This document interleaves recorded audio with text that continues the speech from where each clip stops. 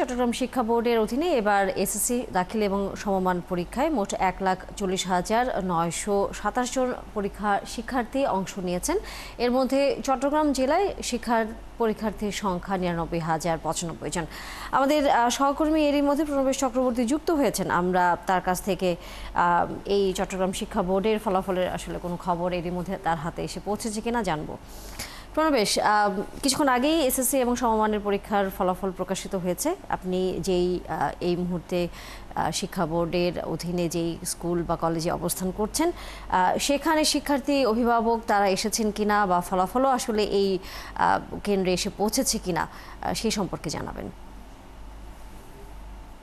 শিক্ষা বোর্ডে অবস্থান করছি। চট্টগ্রাম শিক্ষা বোর্ডের এখানে যারা পরীক্ষা নিয়ন্ত্রক এবং চেয়ারম্যান রয়েছেন তাদের উপস্থিতিতে এখানকার মোট ফলাফল এটি ঘোষণা করা হচ্ছে। তো এই যে ফলাফলের যে ডাটা সেখান থেকে আমরা দেখতে পাচ্ছি এবার গত ২০২৫ সালে এসএসসি পরীক্ষায় চট্টগ্রাম শিক্ষা বোর্ড থেকে এবার পাশের হার হচ্ছে ৭২.০৭%। আর এখানে আমরা যেটা দেখতে পাচ্ছি যে ৭২.০৭% শিক্ষার্থী এবার পরীক্ষায় পাশ করলেও ছাত্র পাশের হার হচ্ছে ৭১.৯৩% এবং ছাত্রী পাশের হার হচ্ছে ৭২.১৯%। অর্থাৎ ছাত্রীদের পাশের হার অনেক বেশি।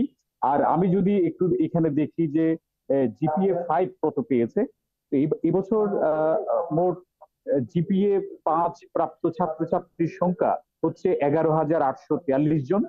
তার মধ্যে ছাত্রী জিপিএ 5 পেয়েছে ৬,৩৫৩ জন এবং ছাত্র জিপিএ 5 পেয়েছে ৫,৪৯০ জন। এর মধ্যে আমরা দেখতে পাচ্ছি যে জিপিএ 5 এবার গতবারের তুলনায় কিন্তু বেড়েছে। গতবারের তুলনায় প্রায় ১,০০০-এর মতো জিপিএ 5 বেড়েছে, যদিও পাশের হার গতবারের তুলনায় কমেছে। এবার পাশের হার আমরা দেখতে পাচ্ছি যে পাশের হার ৭২.০৭%। আর ২০২৪ সালে পাশের হার ছিল ৮২.৮০%। অর্থাৎ পাশের হার প্রায় দেখা যাচ্ছে যে ৯ থেকে ১০% মতো কমে গেছে। তো আমরা এখানে যারা বোর্ডের কর্মকর্তারা আছেন আমরা নিশ্চয়ই তাদেরকে জিজ্ঞেস করবো যে কি কারণে পাশের হারটা এবার কমে গেল, সেটা আমরা পরবর্তীতে হয়তো তাদের থেকে জেনে নিতে পারবো। এবার ধন্যবাদ আপনাকে।